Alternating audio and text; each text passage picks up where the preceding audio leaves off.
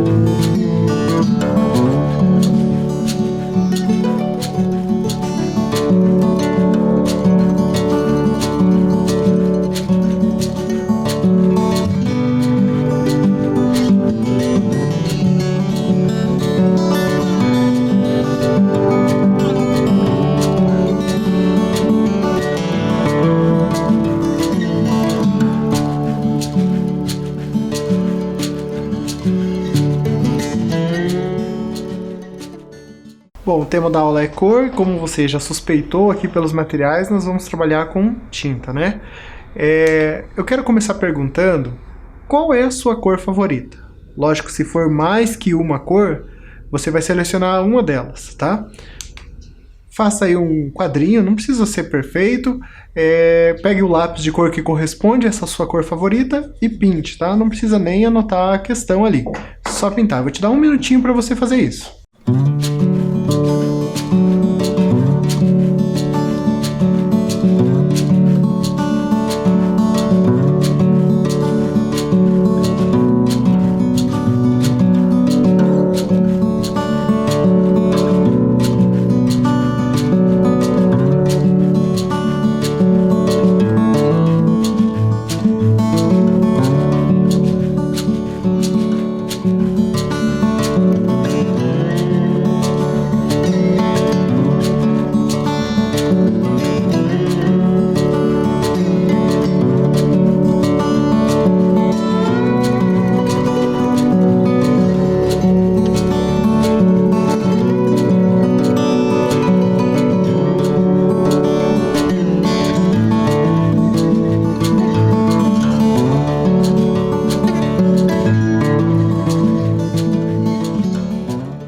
Bom, agora que você já escolheu sua cor aí, vou perguntar, o que é a cor?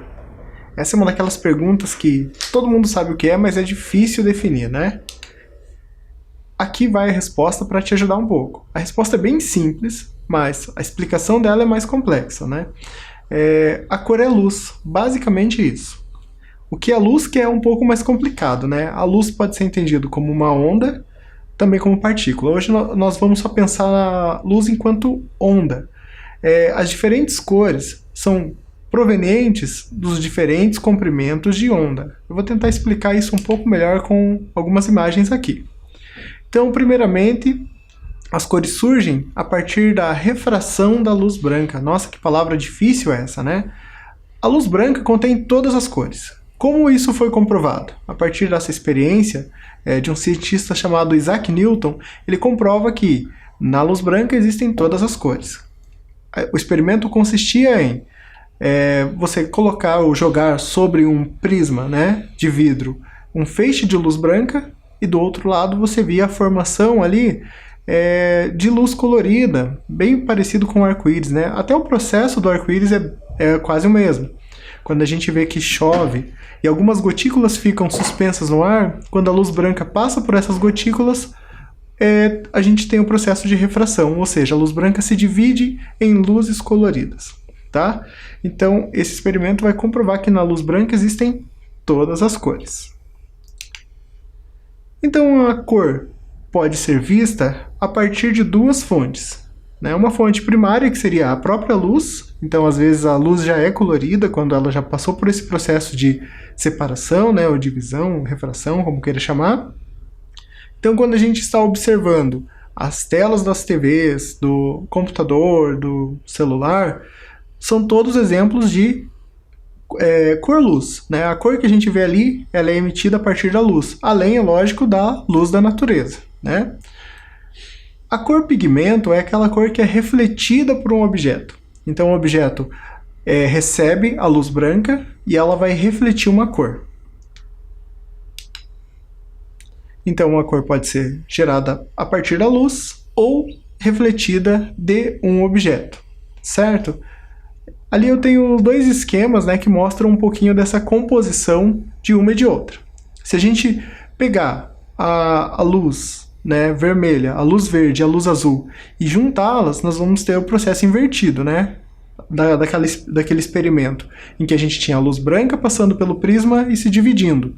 Aqui é o contrário, quando a gente junta essa luz colorida, ela vai ficar branca, como vocês podem observar no meio da imagem que está à sua esquerda. No outro esquema, a gente tem a sobreposição dessas cores e elas vão gerar ali no centro da imagem, à direita, uma imagem da cor preta. Isso quer dizer o seguinte, quando a gente está trabalhando com tinta e a gente vai misturando a tinta, ela tende a ficar preto, certo? Então, quando é luz, ela vai ficar branca e quando é preto, a mistura vai gerar o preto. Quando é com pigmento, a mistura vai gerar o preto. A gente vai relembrar aqui, eu tenho certeza que você já fez isso ao longo aí da sua vida escolar, né? Algumas vezes, inclusive, que é essa mistura de pigmentos. Só lembrando aqui, as cores primárias, pigmento, ou seja, do lápis, da tinta, são essas três: o magenta, o amarelo e o ciano. E aí você pode estar se perguntando, como assim magenta, né? Ou ciano? Eu sempre usei o vermelho e o azul. Não tem problema se você não tiver magenta, você pode usar o vermelho. Se você não tiver esse tom específico, né, de azul, ciano, você pode usar um outro tom de azul. O que você vai fazer? Tá vendo ali que na primeira linha nós temos uma bolinha magenta, mais uma bolinha amarela, e eu quero que você misture essas duas cores, pode ser com lápis de cor mesmo, tá? E você vai ver qual é o resultado dentro do primeiro quadrinho.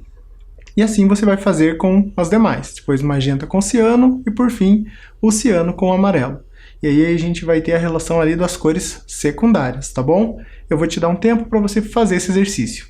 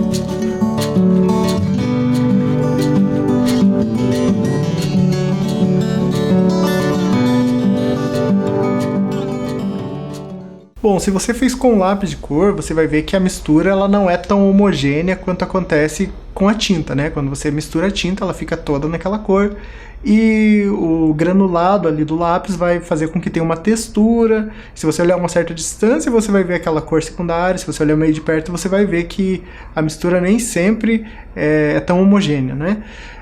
Bom, aqui então, se você misturou as cores conforme eu indiquei, no primeiro quadro você obteve o laranja, né? Então, quando a gente mistura magenta e amarelo, a gente tem o laranja. Se você misturou o magenta com o ciano, você obteve o violeta ou o roxo, né? Como queira chamar. E por fim, o ciano com o amarelo, você obteve a cor verde. Certo? Já deu para lembrar aqui, né? Então, quando a gente mistura as cores primárias, nós obtemos cores secundárias. Voltando até ao esquema, né, que a gente viu anteriormente aqui, observem que ali nas cores pigmento, né, essa imagem da direita, a gente já tem ali onde encontra-se os círculos, essas cores secundárias. Logicamente que na cor luz as cores secundárias são diferentes, mas a gente vai desdobrar um pouquinho sobre a cor luz na aula que vem, tá bom? Seguindo aqui. Então, pigmento é a substância material que, conforme a sua natureza, absorve, refrata e reflete os raios luminosos componentes da luz que se difunde sobre ela. Que difícil isso, né? A gente vai entender um pouquinho melhor aqui com esse exemplo. Então observem que ali temos um carro e eu pergunto, que cor é esse carro? Possivelmente você respondeu que esse carro é verde. E se eu te disser que esse carro é todas as cores menos verde? Como que eu posso explicar isso? Bom, eu explico da seguinte maneira. A luz branca, que está na natureza, encontra o carro, que é o objeto, que tem o pigmento verde sobre sua superfície, e essa luz branca é toda absorvida, com exceção do comprimento de onda que corresponde àquele tom de verde. Esse tom de verde, ele é refletido, né? Então a luz branca foi absorvida em parte e refletida em parte. A parte que foi refletida corresponde ao comprimento de onda verde. É isso que os nossos olhos enxergam. Por isso que eu disse que ele é todas as cores menos verde. Verde foi a única cor que foi expelida ali daquela superfície. Então o pigmento ele é responsável por absorver parte e refletir parte dessa cor. Agora acho que ficou mais fácil de entender, né?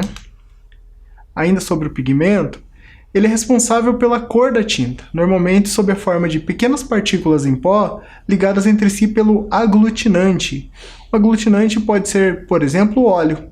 Se eu misturar pigmento, esse pó, com óleo, eu vou ter a tinta a óleo. Se eu misturar o pigmento com ovo, eu vou ter a tinta têmpera. Se eu misturar com uma cola plástica, eu vou ter a tinta acrílica, e assim por diante. Esse processo de misturar pigmento com aglutinante já é conhecido desde o homem pré-histórico. Se formos observar a pintura rupestre, né, que datam de mais de 30 mil anos, algumas, já tem ali a manipulação desses pigmentos. Também é bem comum na cultura indígena, né, vermos a partir do urucum, do jenipapo, os indígenas, por exemplo, queimam, e aí a partir daquela cinza misturam com um aglutinante e fazem suas pinturas. Então usam na pintura corporal, até mesmo sobre objetos e aí por diante. Então aqui na imagem que a gente vê, né, o pigmento pode ser natural nesse caso, ele também pode ser artificial, e isso mais recente, a partir da industrialização, a gente vai ter um sem fim de opções de tinta artificial, né? E eles são usados, como eu disse, pelo homem há mais de 30 mil anos. Para eu não ficar só falando aqui sobre isso, a gente vai tentar reproduzir um pouquinho desse processo. Nós vamos ver um vídeo agora com a professora Deia, em que ela ensina como que a gente pode extrair pigmentos naturais de coisas que a gente às vezes tem em casa e transformar ele numa tinta, certo? Vamos assistir então. Olá, crianças, tudo bem? Prontos para mais uma atividade? Eu sou a professora Deia e vou acompanhar vocês nessa aventura. Vamos lá? Hoje nós vamos explorar pigmentos que a gente pode descobrir dentro da própria casa. Então eu vou trazer aqui alguns pigmentos. Vou trazer açafrão, café, beterraba, terra e cenoura, que foi o que eu tinha em casa disponível. Mas existe uma infinidade de pigmentos naturais que a gente pode conseguir no dia a dia. Mas como a gente está impedido de ficar saindo e buscando, eu estou utilizando exatamente o que tem aqui dentro de casa. E é o que vocês têm que fazer aí também. Se vocês conseguirem um, já está valendo. Não precisa se preocupar. O importante é que vocês saibam quantos pigmentos existem e como a gente pode conseguir, tá bom? Então agora eu vou colocar no papel para vocês perceberem como isso fica quando a gente transforma em pigmento e parte para pintura. Então vamos lá. Eu usei como suporte para eu colocar os meus pigmentos o fundo de uma garrafa PET, para não ter problema de não ter onde colocar, tá? Então primeiro eu vou usar o pigmento que é do café. Aquele café que sobrou, um pouquinho que sobrou na garrafa, ele pode virar um bom pigmento. Então só para vocês terem a noção de como fica assim, a pintura com, ó. Ele dá uma cor bem bonita.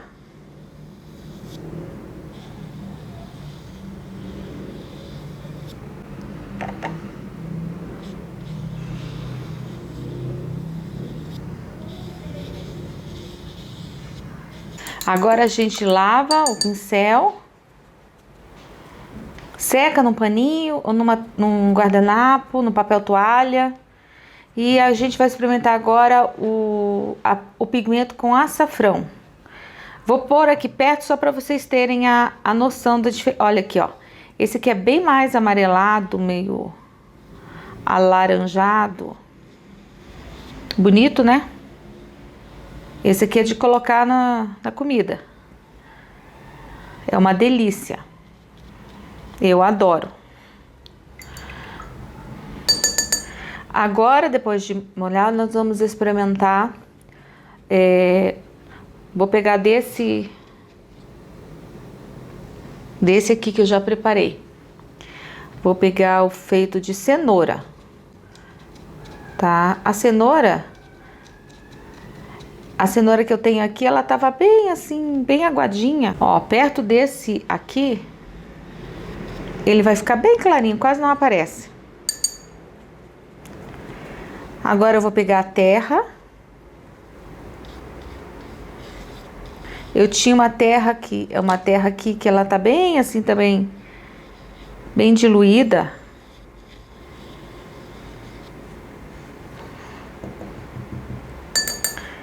E agora vamos para a beterraba.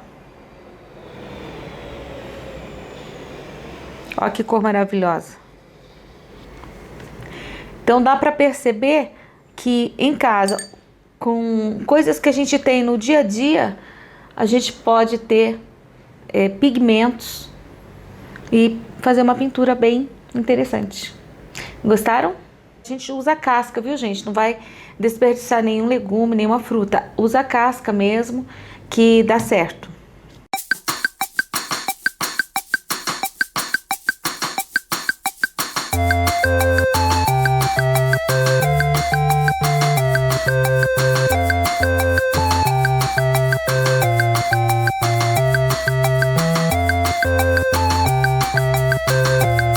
Então aqui eu tenho uma paleta de cores, de pigmentos retirados do nosso dia a dia, de alimento, de terra, que a gente pode utilizar. Então vejam que coisa mais maravilhosa. Agora é hora de vocês irem aí na casa de vocês e procurarem com as pessoas que moram aí algumas coisas que vocês têm em casa que podem extrair pigmentos. Se vocês tiverem terra no quintal, elas têm vários tons, então vocês podem pegar que vai ficar muito legal.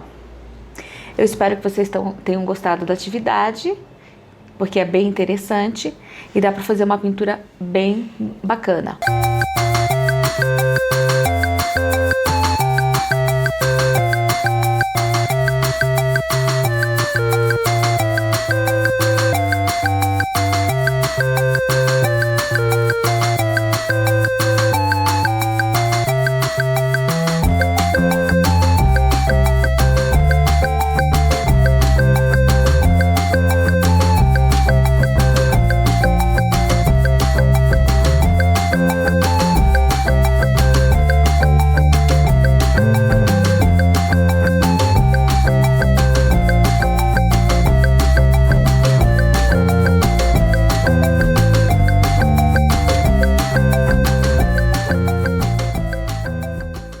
Então, entenderam esse processo que a professora Déia ensina? Eu vou dar um tempo agora para você tentar fazer isso, tá bom? Pode explorar esses pigmentos, tentar encontrar novas formas e criar aí uma composição. Vamos lá então.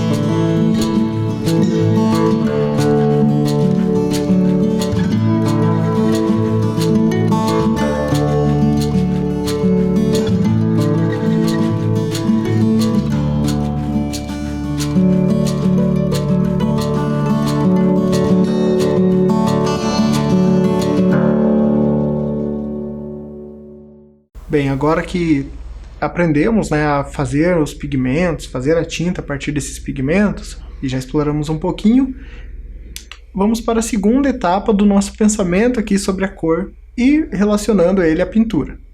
Como estudar a cor? Então, a cor por si só nós já entendemos como fazê-la, né? Mas como se estuda a cor? Então, tem vários estudos já publicados e várias teorias sobre a cor.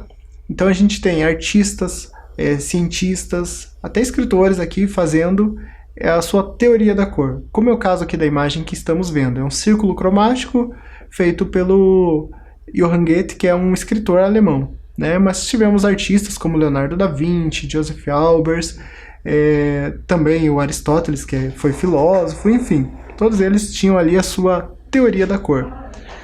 Temos também o Johannes Itten, que é o professor da Bauhaus e artista também, que influencia aqui o nosso pensamento sobre o estudo da cor, tá? A gente vai vendo isso de um modo um pouquinho mais prático, tá? Sobre a cor, então, sobre esse princípio do artista, do pintor, de compor com as cores, é lógico que ele vai fazer algumas seleções e alguns pensamentos sobre a cor em primeiro lugar, né? Eu trouxe aqui como exemplo essa imagem do Kandinsky. Kandinsky é um artista russo, ele é um artista modernista, né? Nós já vimos ele quando falamos um pouquinho sobre o abstracionismo, ele é tido como o pioneiro da arte abstrata. É interessante no pensamento do Kandinsky que ele relaciona as cores aos sons. Ele era um músico, além de artista plástico, e ele era sinestésico. O que é sinestesia? É uma condição fisiológica, né, em que a pessoa tem mais de um sentido operando junto. Então, para ele, o sentido da audição e da visão operavam juntos. Era como se quando ele ouvisse um som, ele relacionasse a uma cor, ele tinha a percepção daquela cor. E ele usa isso na sua pintura, né? Ali tem uma frase dele que diz: de modo geral, a cor é um poder que influencia diretamente a alma. A cor é o teclado, os olhos são os martelos. A alma é o piano com muitas cordas. Então vejam essa relação que ele coloca aqui da cor com o piano, né, com a música.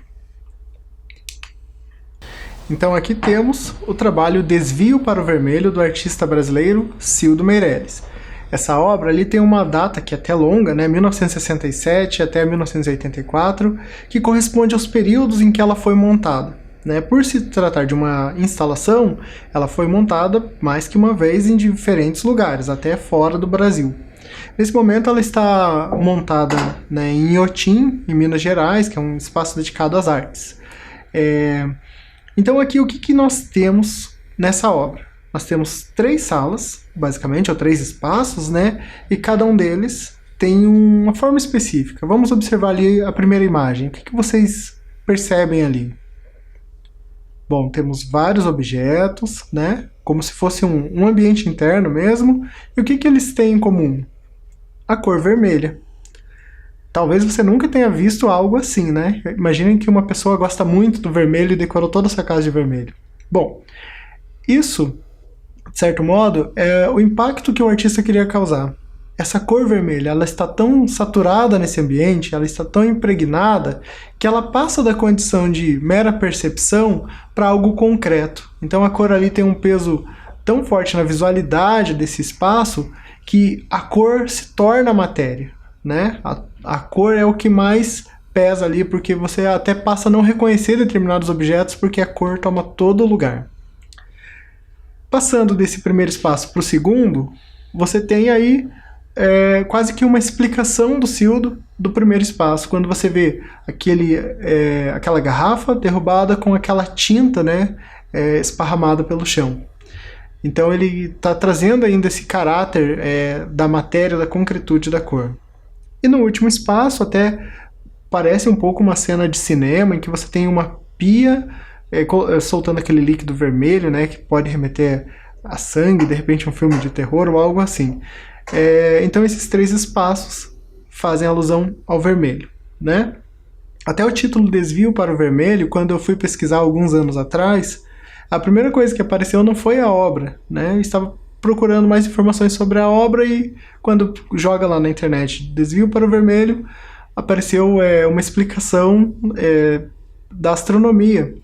Não sei se você sabe, mas os cientistas, quando eles estão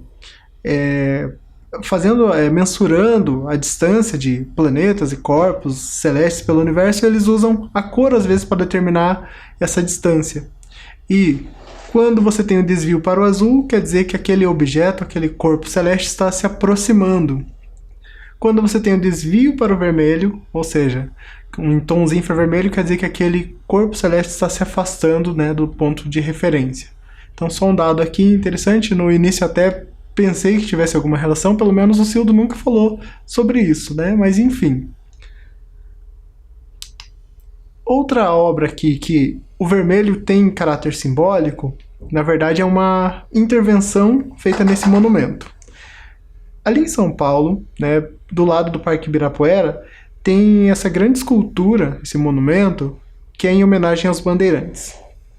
Se vocês observarem bem ali, ele está cheio de tinta vermelha nessa ocasião. O que aconteceu? Houve um protesto em que alguns indígenas fizeram uma intervenção, né? Eles levantaram ali uma bandeira vermelha em sinal de protesto contra os bandeirantes. Os bandeirantes ajudaram na exploração do território brasileiro ali no contexto ali da colonização, né? E foram responsáveis por dizimar boa parte da população indígena. Quando aí desse período da colonização, estima-se que nós tínhamos morando no Brasil aproximadamente mais de 5 milhões de indígenas. Hoje são alguns milhares que restaram, né? As nações indígenas foram devastadas no período da colonização. Então, trazendo um pouco dessa discussão, porque ela ainda é muito atual, né? Ainda há muito problema com a demarcação das terras indígenas e muitos são mortos ainda em função disso, esse grupo estava fazendo ali um protesto e levantou essa bandeira vermelha. Outros grupos que simpatizaram com o protesto foram lá e jogaram tinta vermelha sobre o monumento. Naquele momento houve bastante crítica em relação a isso, mas em seguida, logicamente, a escultura já foi limpa. Inclusive ali tem uma frase, né, do Marcos Tupã, que foi um dos idealizadores ali daquele movimento. Ele diz: "Hasteamos um pano vermelho que representa o sangue dos nossos antepassados." Depois ele até conclui e fala que a tinta vermelha que foi jogada sobre o monumento já foi limpa. E a escultura, os bandeirantes já foram colocados naquele lugar de heróis, sendo que eles foram responsáveis por massacrar o povo indígena. Então aqui uma questão pontual e bem forte, simbólica da cor vermelha. Ainda sobre a cor vermelha e pensando também na cultura indígena, nós temos esse outro trabalho, um manto tupinambá. Tupinambá era um povo, né, que também morava aqui no Brasil, nesse contexto, quando chegam os europeus, enfim, e eles são um dos povos que são dizimados. Então, sobre o manto tupinambá, estima-se que ainda hajam 6 apenas, né, espalhados pelo mundo, e nenhum em território brasileiro. Esse manto tinha a ver com alguns cerimoniais do povo, da nação tupinambá, né? É um manto vermelho, enfim. Aqui, a primeira imagem ilustra ali o uso desse manto numa cerimônia tupinambá. A imagem do meio mostra ele exposto num museu na Dinamarca. E a terceira imagem é sobre uma ação de uma artista, né, brasileira, de São Paulo. Ela vai fazer o quê? Ela faz cartazes e distribui pela cidade como se estivesse procurando esse manto, né? Essa obra é de 2002. Então ela faz ali a referência, uma menção à busca desses mantos.